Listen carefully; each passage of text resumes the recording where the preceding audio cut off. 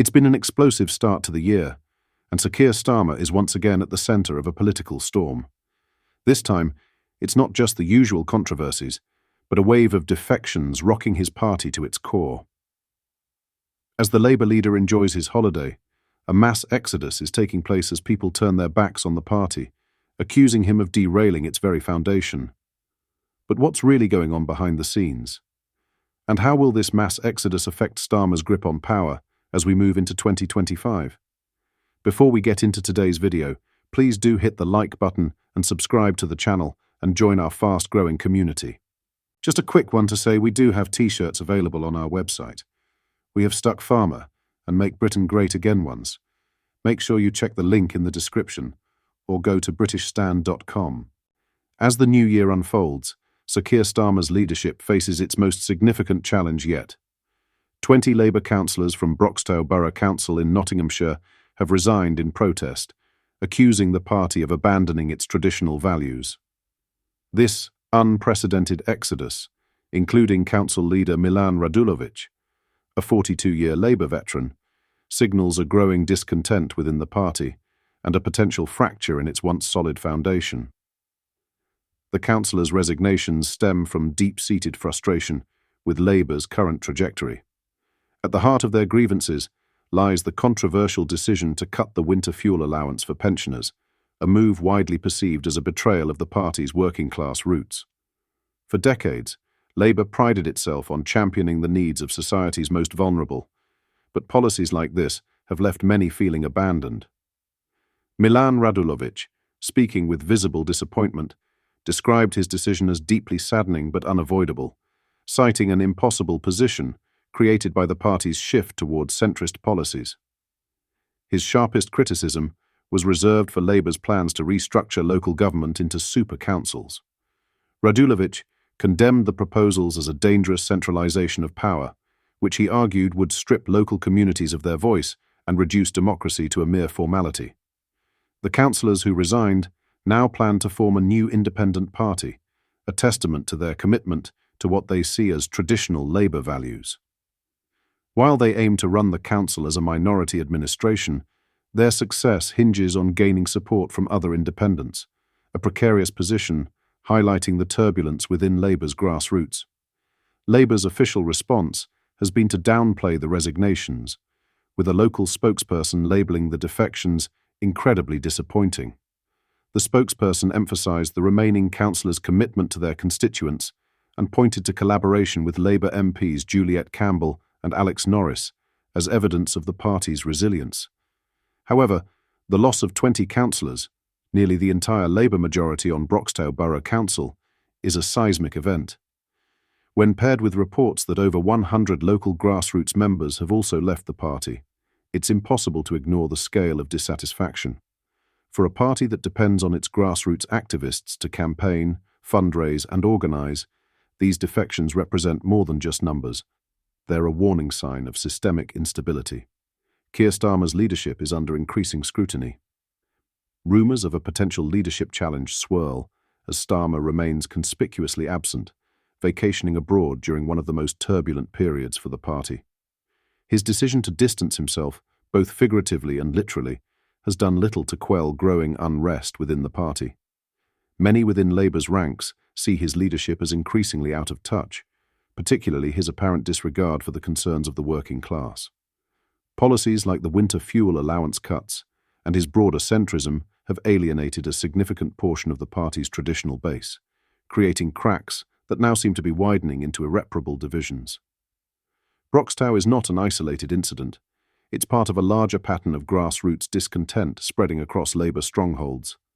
Councillors, activists, and even MPs are beginning to question whether Starmer's vision aligns with the party's historical mission or if it represents a betrayal of its foundational principles.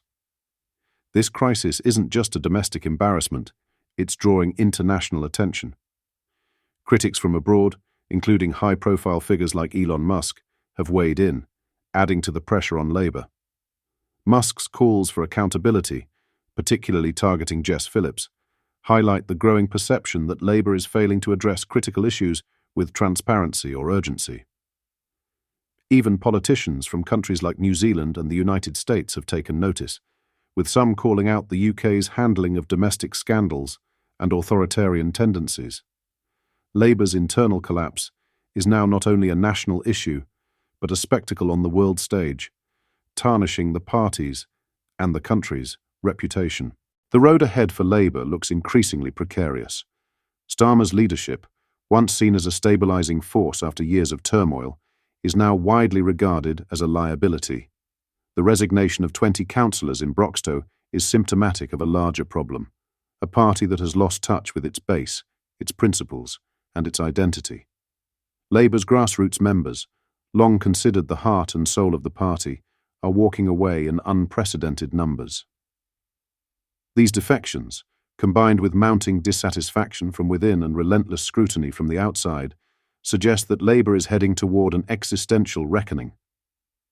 The Labour Party under Sir Keir Starmer is unravelling. The events in Broxtowe are not isolated. They are part of a growing trend of division, dissatisfaction, and disillusionment.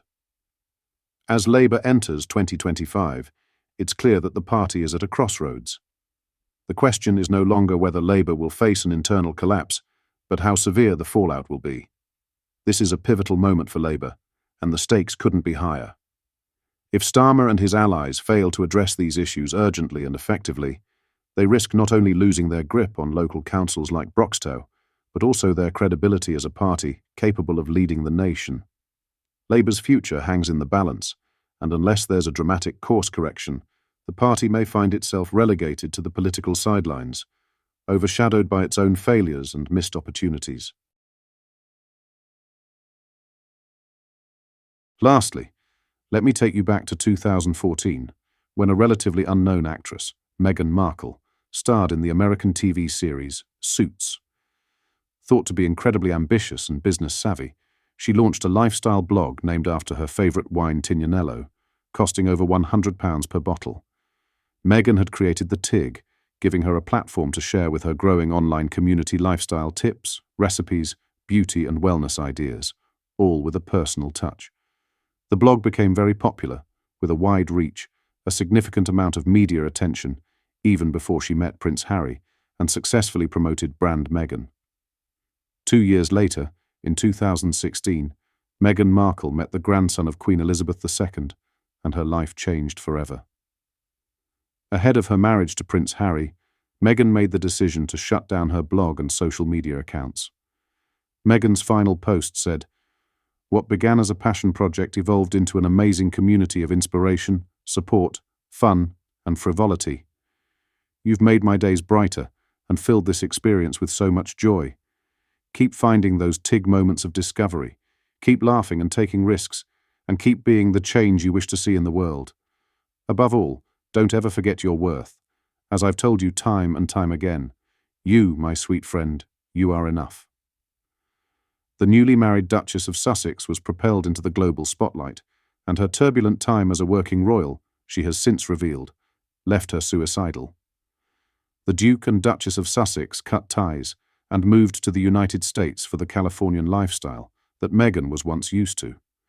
Their global fame landed the couple with a multi-million-dollar Netflix deal, planting the seed for Meghan to one day return to her passion.